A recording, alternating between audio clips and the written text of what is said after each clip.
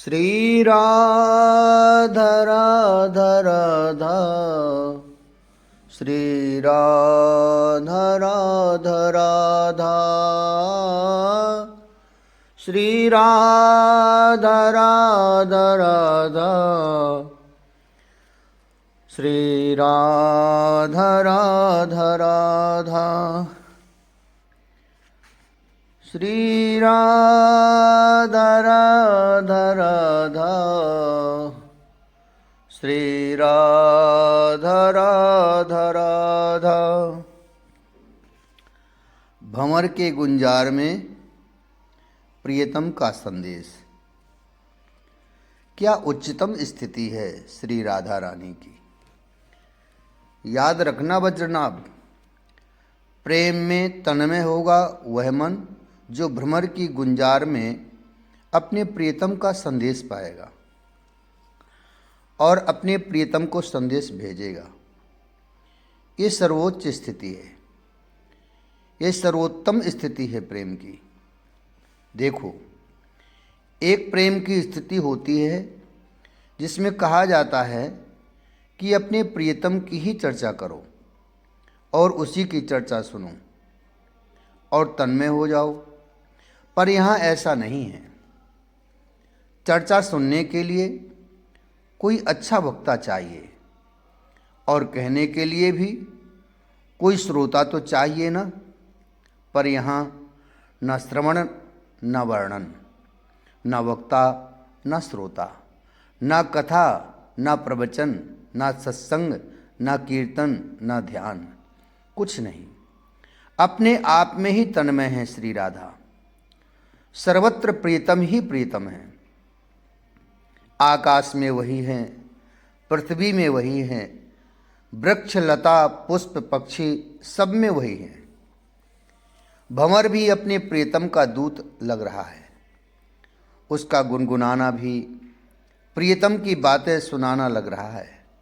हे वज्रनाभ, ये ऐसी स्थिति है जिसमें प्रेमी को ऐसा लगता है कि मेरा प्रियतम ही सर्वत्र व्याप्त हो गया। उसी का राज्य है संपूर्ण सृष्टि और सब उसी के हैं। धन्य हैं ये श्री राधा रानी जो प्रेम की शिक्षा करुणावश होकर विश्व को दे रही हैं। महर्षि शांडिल्य भ्रमर गीत पर ही प्रेम सिद्धांत की परत दर पदर परत खोल रहे हैं वज्रनाभ के सामने। साधकों, मुझसे कल एक अच्छे विद्वान ने पूछा, गोपी गीत पर आपने विस्तार से नहीं कहा, पर भ्रमर गीत पर आपका विस्तार करने का मूड दिखाई देता है, ऐसा क्यों? यूं कि ये श्री राधा चरितामृतम है। मुख्य इस चरित्र की देवता है श्री राधा रानी। गोपी गीत समस्त गोपियों ने मिलकर और गाया है, पर भ्रमर गीत का मात्र श्री राधा रानी ने ही गान किया है। वैसे साधकों, श्री राधा रानी मुझसे जो कहलवा रही हैं मैं वही कह रहा हूँ। सच्चाई यही है। इसलिए मेरे साधक वृंद इसे आप भाव से श्रद्धा से सुने। कई पुराणों का और प्राचीन रसिक भक्तों का और मेरे पूज्य महाराज श्री के द्वारा व अन्य भक्त लेखकों का आधार भी लेकर मैंने ये कहा है। मेरा कहने का उद्देश्य मात्र इतना ही है कि किशोरी जी के चारों चरित्रों का चिंतन बना रहे और आप सबको अपने जीवन में प्रेम का साक्षात्कार हो, बस यही है। क्या गा रहा है रे? मत गा। वैसे भी गायन का एक समय होता है। विचित्र है तू, तब से गाए ही जा रहा है। श्री राधा रानी ने अपने कानों में हाथ रख लिए। मत गा। भंवर गुनगुन करता हुआ फिर वहीं आसपास घूमने लगा था। बहुत जिद्दी है तू, बिल्कुल अपने मित्र की तरह। बहुत जिद्दी था वो श्याम सुंदर। श्री राधा रानी फिर भाव में डूब गई। मैं कोई अपराध नहीं कर रहा, गीत गा रहा हूँ। मेरा स्वभाव है गीत गाना, मैं गाऊंगा। मैं यदुपति के गीत गा रहा हूँ, मैं यदुनाथ के गीत गा रहा हूँ। भंवर मानो बोला। क्यों गा रहा है यदुपति के गीत? हमें चढ़ाने के लिए? क्यों गा रहा है यदुपति के गीत? हमें जलाने के लिए? क्या समझता है तू? हम मूर्खा हैं, हम गंवार हैं, कुछ समझती नहीं है, सब समझते हैं हम। पर यदुपति और यदुनाथ के गीतों से आप लोगों को आपत्ति क्या? मानो भंवर ने पूछा। राधापति के गीत गा, गोपीनाथ के गीत गा, राधा बल्लभ राधा रमण के गीत गा, हमें कोई आपत्ति नहीं है। पर भंवर, हमारी हाथ जोड़कर तुमसे प्रार्थना है कि मथुरा के वैभव का वर्णन यहाँ मत कर। हमें चिढ़ होती है, हमारे नंद नंदन को छीन लिया तुम लोगों ने और राधानाथ को यदुनाथ बना दिया।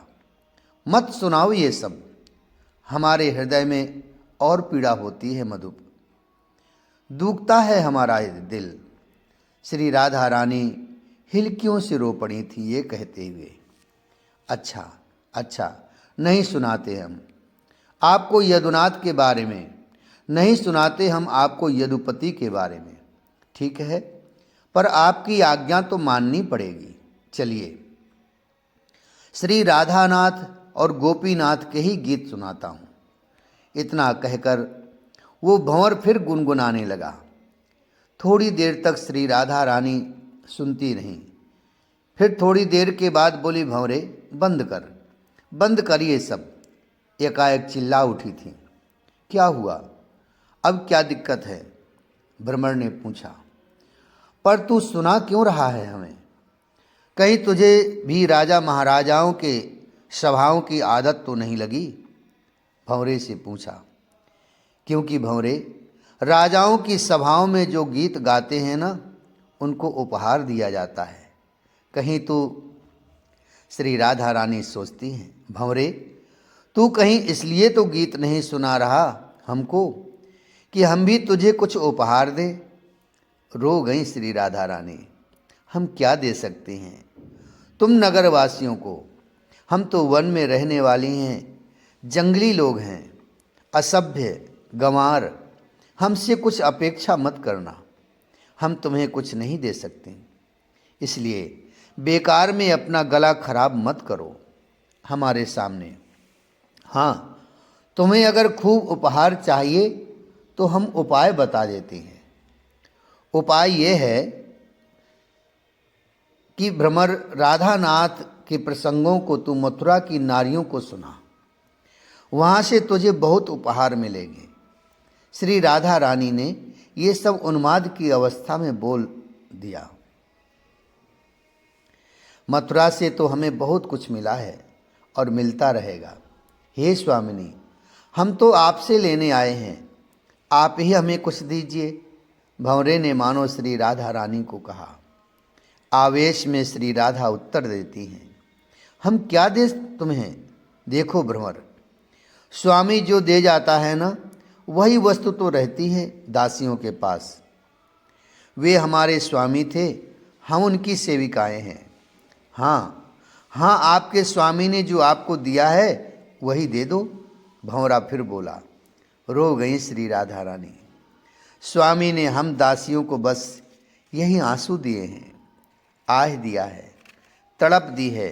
पर भंवरे, ये सब तो हम तुम्हें नहीं दे सकती ना। हमारी दशा देख भंवर, निरंतर ये आंसू बहते रहते हैं। यमुना जल भी खारा हो रहा है। डरती हैं हम कहीं ये वृंदावन की डूब ना जाए हमारे आंसुओं में। भंवर, कुछ नहीं है हमारे पास तुम लोगों को देने के लिए। चले जाओ, तुम चले जाओ यहाँ से। इतना ही बोल पाई श्री राधा रानी और फिर अश्रुधार। उद्धव बस देख रहे हैं इन सब लीलाओं को और चकित हैं। वृंदावन में भक्ति का राज्य है, प्रेम का उन्माद यहाँ का राजा है। फिर कैसे बुद्धि का प्रवेश यहाँ संभव है? फिर भी अकल जबरदस्ती आएगी तो उसे कैद ही तो कर दिया जाएगा। उद्धव की बुद्धि कैद हो गई है मानो। अब उद्धव को भी लगने लगा कि इस प्रेम राज्य में दिमाग को लगाना ही नहीं चाहिए था, दिल ही संभाल देता। इनकी बातें तो सुनो, बिल्कुल पागलपंती की बातें। अकारण हंसना, फिर अकारण दहाड़ मारकर रोने लग जाना। अब क्या जानूं मैं? उद्धव सोच रहे हैं। मैं बृहस्पति का शिष्य तो हूँ, बुद्धिमानों में श्रेष्ठ हूँ, पर हृदय से एकदम अपरिचित। मैं क्या जानूं कि किस बात पर हंसती हैं ये और किस बात पर रोती हैं। पर उद्धव जी कहते हैं, इतना अवश्य समझता हूँ कि संसारियों की तरह रोना नहीं है इनका। इनका रोना भी उच्च साधना प्रतीत होती है। मुझे तो इनका अंतःकरण कितना शुद्ध है, पवित्र है। उद्धव जी विचार करते हैं, वेदांत के निरंतर अभ्यास से भी मेरा मन इतना पवित्र नहीं हो सका है, पर इनका मन। फिर हंसते हैं उद्धव, इनका तो मन ही नहीं है। इनके मन ने तो कृष्ण का ही आकार धारण कर लिया है। चलो अब मैं इस भंवर और श्री राधा रानी के मध्य जाता हूँ और इन्हें समझाता हूँ कि उद्धव इधर ऐसा विचार कर ही रहे थे कि उधर श्री राधा रानी का उन्माद फिर भंवरे को देखकर प्रकट हो गया। उद्धव फिर ध्यान से सुनने लगे थे। मैं गीत गा रहा हूँ, सुनो। तुम्हारे प्रियतम के गीत गा रहा हूँ, अब तो खुश हो जाओ। मानो श्री राधा को वो भंवरा बोला। श्री राधा रानी उस भंवरे को देखती हैं, नहीं हमें कुछ नहीं सुनना। और हाँ, आज से हम उस छलिया काले की कोई बातें नहीं सुनना चाहते। इसलिए तू जा, यहाँ से जा। तू हंस रहा है? अरे निर्दयी मधुप, तुझे तनिक भी दया नहीं है। हम स्त्रियां रो रही हैं, बिलख रही हैं, और तू हंस रहा है। इतनी क्रूरता कैसे आई तुझ में? श्री राधा बोल रही हैं। अच्छा अब समझी मैं, दूत किसका है तू? उसी छलिया का ना? वह भी निर्दयी है, क्रूर है, कठोर, अत्यंत कठोर। क्या उसे पता नहीं है कि हम उसके लिए रो रही हैं, बिलख रही हैं? मधुप, कुछ असर हुआ क्या? नहीं हुआ, ना ही होगा, क्योंकि कठोर हृदय है उसका। काले लोग ऐसे ही होते हैं, पर श्याम तो बाहर का भी काला है, भीतर का भी काला। सुन सुन। फिर एकाएक बोल उठी श्री राधा, अब बंद कर उस काले की चर्चा। कोई नहीं करेगा उसकी चर्चा, न उसका कोई नाम लेगा, न उसको कोई याद करेगा। बस बहुत हो गया। श्री राधा रानी का उन्माद फिर बढ़ गया था। अब शांत हो गए, भ्रमर भी शांत हो गया। सुवक्ती रहीं कुछ देर श्री राधा रानी, फिर भ्रमर को देखने लगीं कि वो कहीं चला तो नहीं गया। पर भ्रमर भी पक्का था, वो वहीं था। फिर आ गया। अरे सखियों सुनो। उस काले की करतूत। उठकर खड़ी हो गई सखियों के मध्य में श्री राधा रानी। दूसरे को कष्ट देने में, मारने में, तड़पाने में उसे मजा आता है। सखियों तुम्हें नहीं पता? सुनो, राजा बलि के पास यही छलिया गया था वामन बनकर। जब दान मांगने गया तब बौना बना, और जब दान लेने की बारी आई तो विराट बन गया। और पता है, बांध दिया बेचारे बलि को। श्री राधा रानी फिर आगे कहती हैं, बाली, वो किष्किंधा का राजा बाली, उसे मार दिया। कुछ नहीं बिगाड़ा था इसका उस बाली ने, फिर भी मार दिया। हंसी श्री राधा रानी, इसे मजा आता है किसी को भी अकारण मारने में। हट। उद्धव स्तब्ध हैं ये सब सुनकर। मैं इनको गांव की गंवारन समझता था, पर ये तो सब जानती हैं। इन्हें तो ये भी पता है कि कृष्ण ही वामन हैं और कृष्ण ही राम भी बने थे। उद्धव देखते हैं श्री राधा रानी को, वो और उन्मादनी हो उठी थी। और उस बेचारी स्त्री को, शूर्पणखा को क्या किया इसने? सखियों, कुरूप बना दिया। नाक कान काट दिए उसके। क्या अपराध किया था उस बेचारी ने? बोल भ्रमर, क्या प्यार का इजहार करना पाप है, अपराध है? बेचारी सुंदरता देखकर गई थी इसके पास, पर यह तो शुरू से ही स्त्री विरोधी रहा है ना। अरे नहीं करना था विवाह तो नहीं करता, उसे कह देता जाओ मुझे नहीं करनी तुमसे शादी। पर नहीं, स्वयं ने तो उससे विवाह किया ही नहीं, उस बेचारी के नाक कान काट कर किसी और से विवाह भी करने के लायक नहीं छोड़ा। ये संदेश और दे दिया। बताओ इससे बड़ा क्रूर और कोई होगा? श्री राधिका बोले जा रही हैं। इसलिए भंवरे तू जा, उस काले की चर्चा यहाँ मत कर। आपके बाल भी तो काले हैं, मानो भ्रमर बोल रहा है। हाँ तो इन केसों को भी कटवा दूंगी, श्री राधा बोली। आपके आंखों की पुतरी भी तो काली है, भ्रमर ही बोला। आंखों को भी निकलवा दूंगी, पर मधुप उस काले से अब कोई संबंध नहीं रखना। न उसकी चर्चा सुननी है, न उसकी बातें करनी है, न उसका नाम लेना है।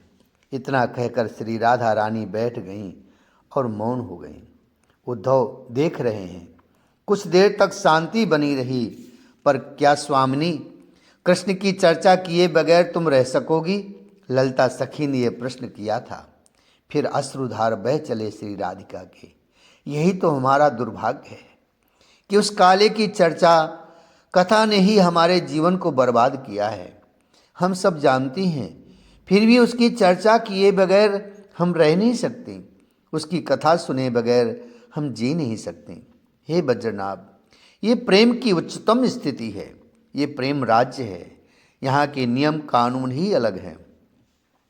महर्षि शांडिल्य बोले थे, इस प्रेम राज्य में रोना हंसना और हंसना रोना है, गाली देना प्रशंसा करना है और प्रशंसा करना गाली देना है। हे वज्रनाभ, ना ना का अर्थ है इस प्रेम राज्य में हाँ हाँ, और हाँ हाँ का अर्थ है निषेध यानी ना ना। ये प्रेम राज्य के अटपटे कानून हैं, जरा संभल कर चलना। श्री वृंदावन बिहारी लाल की जय। जय राधा जय राधा राधा जय राधा जय श्री राधा। जय कृष्णा कृष्णा जय कृष्णा जय श्री कृष्णा। जय राधा राधा जय राधा जय श्री राधा। जय कृष्णा कृष्णा जय कृष्णा जय श्री कृष्णा। जय कृष्णा कृष्णा जय कृष्णा जय श्री कृष्णा। श्री वृंदावन बिहारी लाल की जय। श्री बांके बिहारी लाल की जय। श्री राधा वल्लभ लाल की जय। श्री राधा रमण लाल की जय। श्री यमुना रस रानी की जय। श्री गिरिराज जी महाराज की जय।